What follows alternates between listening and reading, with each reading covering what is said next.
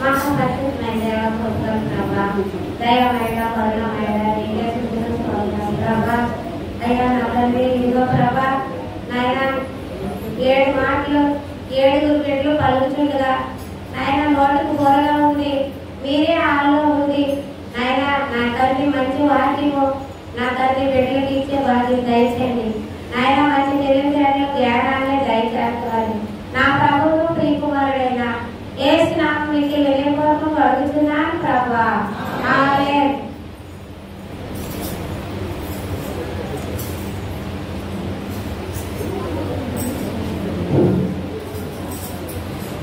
నాకు ఇచ్చిన మాట, అమ్మా ఇదిగో నీ కుమారుడు అని చెప్పుతున్నారు. కలిగో 19వ అధ్యాయము 26వ వచనము. అమ్మా ఇదిగో నీ కుమారుడు అని తన తల్లితో చెప్పాను.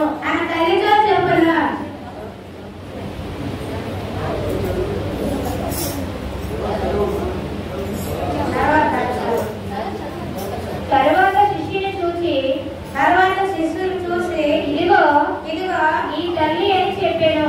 ఇదిగో నీ తల్లి అని చెప్పను. ఆ గడియ నుండి ఆ శిష్యుడు ఆమెను తన ఇంటి చేర్చుకునను. ఆ తర్వాత ఇంటిని తల్లిని చేర్చుకునను.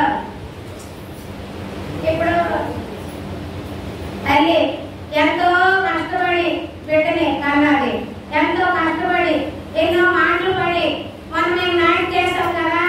మరి అమ్మ గర్భవతులు అని 10 మంది ఆడవాళ్ళు ఎన్నో పురచనాలు వేసుకోరు.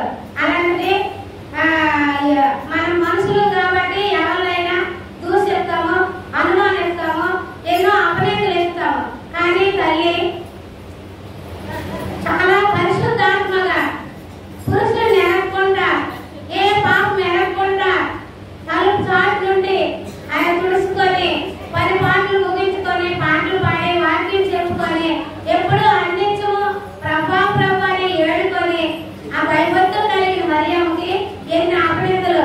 కానీ మరియమ్మకే అపనిందలు అయినప్పుడు మనకనగా ఏమాత్రము మనకు అంటారు ప్రజలు కాబట్టి, నాలుగు మంచిది కాబట్టి, మంచిది కాకపోబట్టి ఎన్నో మాటలు, సూటుకోటి మాటలు, ఎన్నో అపనిందలు, ఎన్నో మాటలు అంటారు.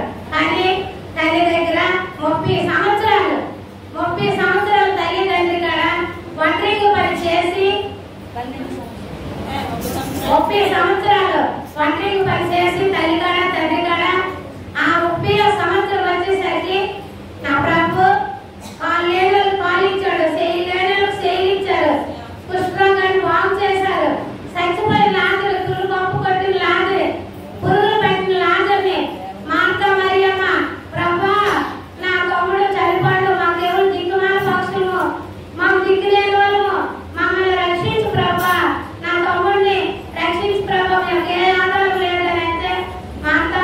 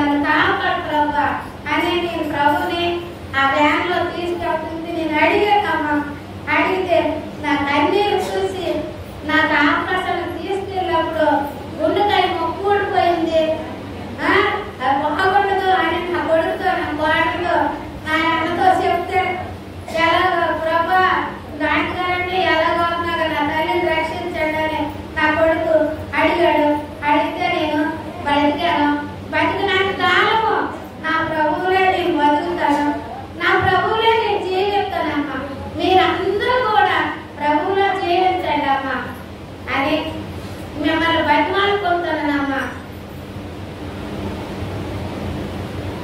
మరి ఇచ్చిన మాట నాకైతే చదువు లేదు అన్నా, జ్ఞానం లేదు అన్నా, నాకు చదువు రాదు, కానీ నేను తెలివినట్టుగా ఇప్పుడు చెప్పడానికి నాకు ప్రేరేపించి నన్ను అల్లుడిని అడిగాను. అడిగితే అక్క ఏదైనా ఒక మాట చెప్పాలి కదా, ఏదైనా ఒక మాట నిలబడి చెప్పు అని నాకు రాసేసి ఇచ్చారు.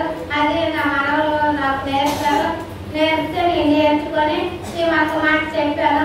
నా భక్తిలో క్షమించండి, తప్పులు ఉంటే నన్ను క్షమించి ఆశీర్వదించి నా ప్రభువును ప్రియకుమారులైన యేసు నామములో మీకు నెట్టుకొని అడుగుతున్నాను ప్రభు. ఆమేన్.